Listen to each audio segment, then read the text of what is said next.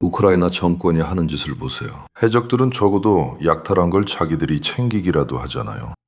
여기서는 자기들도 아니고 남들도 아니고 그냥 피해만 주고 겁만 주는 말 그대로 테러예요. 세르게이 라브로프 자신이 이렇게 분노하고 히스테리를 부린다는 건 우크라이나인들이 모든 걸 제대로 하고 있다는 뜻이죠. 러시아 외무부 장관이 전 세계를 향해 우크라이나가 아조프 해와 흑해에서 선박을 공격하는 것은 인용하자면 말 그대로 테러이며 해적질보다 더 나쁘다고 밝혔습니다. 그게 실제로 무슨 의미인지 아세요? 그건 우크라이나 해상 드론이 그토록 뼈아프고 정확하게 타격해서 크렘린이 더 이상 대응할 방법이 없다는 뜻입니다. 이런 히스테리 반응 말고는요. 그리고 오늘 새로운 이전표가 세워졌습니다.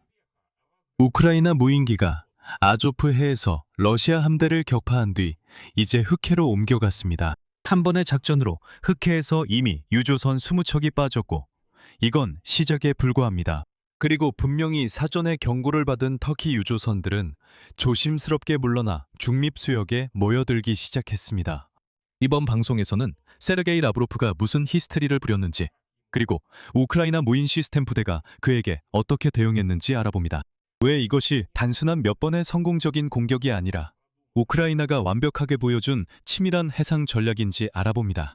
우크라이나 해군이 처음으로 공개한 새로운 해상 드론 바라쿠다는 어떤 것일까요? 그리고 유럽은 드론거래나 드론 관련 계약을 통해 이 모든 상황에 어떻게 관여하고 있을까요? 제 이름은 알렉세이 패치입니다. 이 모든 주제를 함께 이야기해 봅시다. 시작 전에 유튜브 채널 구독 부탁드립니다. 저희는 30만 구독자를 목표로 하고 있습니다. 여러분의 구독에 감사드립니다. 자막.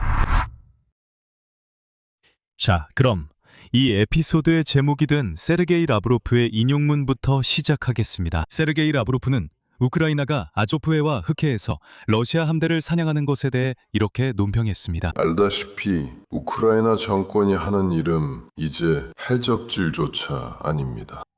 해적들은 최소한 약탈한 걸 자신들이 가져가죠.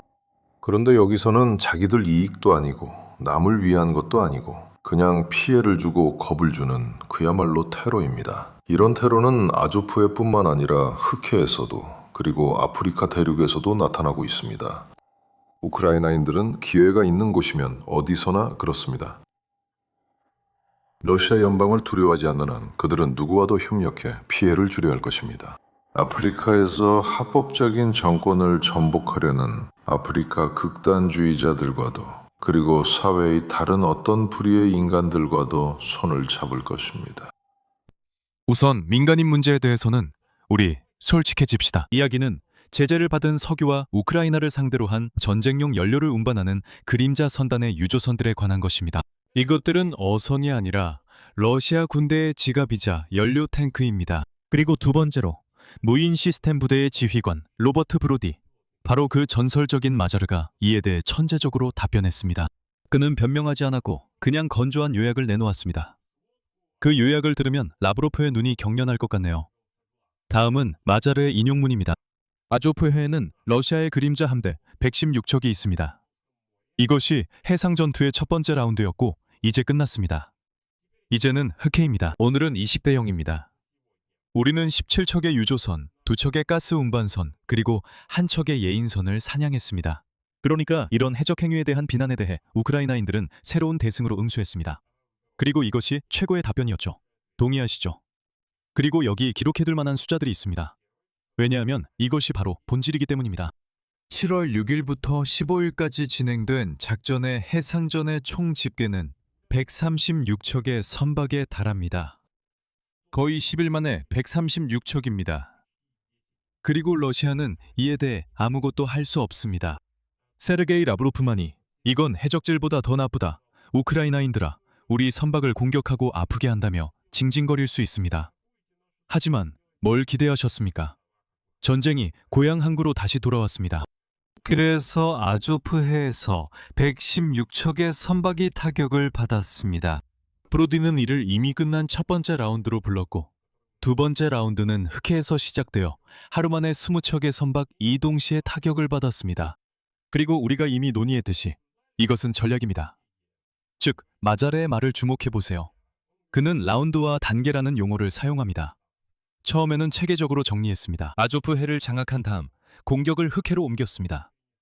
그리고 아시다시피 이 전쟁은 결국 계획대로 진행되고 있습니다. 이것은 단순한 기습이나 운 좋은 공격이 아닙니다. 명확한 체계입니다. 그리고 이것이 바로 체계임을 보여주는 증거는 이렇습니다. 아조프해 이후로 우크라이나 드론들은 크림 해안과 우크라이나 남부 본토 해역까지 활동 범위를 넓혔습니다. 우크라이나 특수부대는 전날 드론으로 크림의 에너지 기반, 즉 에너지 시설과 방공 시스템을 타격했습니다. 그 뒤로는 물류를 타격했습니다. 그리고 우크라이나 국방장관 미하일로 페도로프는 이 모든 논리를 한마디로 설명했습니다. 드론을 이용해 크림을 고립시키고 있습니다. 즉, 모든 경로를 통해 반도를 보급로에서 완전히 차단하는 것이 목표입니다. 원료, 전기, 물류, 어쩌면 식량까지도요. 저는 마디아르가 전날 명확히 답한 점이 좋았습니다. 그는 우리가 크림 대교를 공격하지 않는 이유를 아시나요? 라고 했습니다. 그건 바로 그 러시아 놈들이 거기서 도망칠 수 있도록 하기 위해서입니다. 이 쥐들, 이 야만적인 존재들에게 통로를 남겨줘야 합니다. 도망가게 두세요. 지금 할 수 있을 때 그 다리로 도망가게 두세요. 보급을 모두 차단하고 출구는 하나만 남기세요. 이 출구는 아직 아무도 건드리지 않았습니다. 다시 말하지만 씻지 않은 야만적인 러시아인들이 자기 더러운 고향으로 도망갈 수 있도록 남겨두는 겁니다.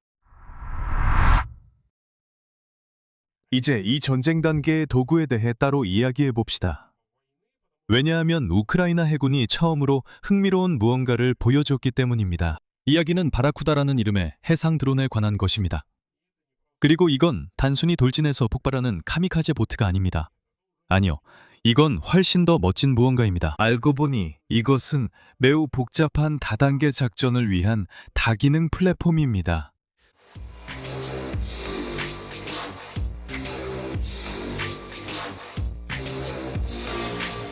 그래, 스트라이크.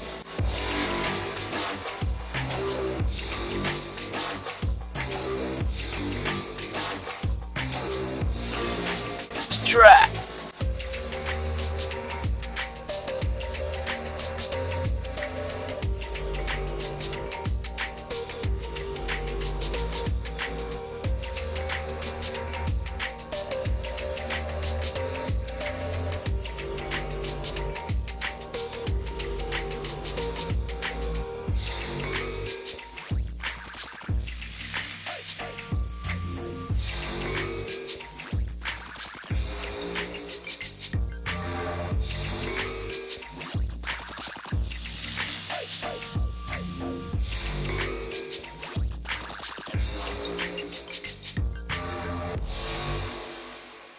보세요. 이게 어떻게 작동하는지.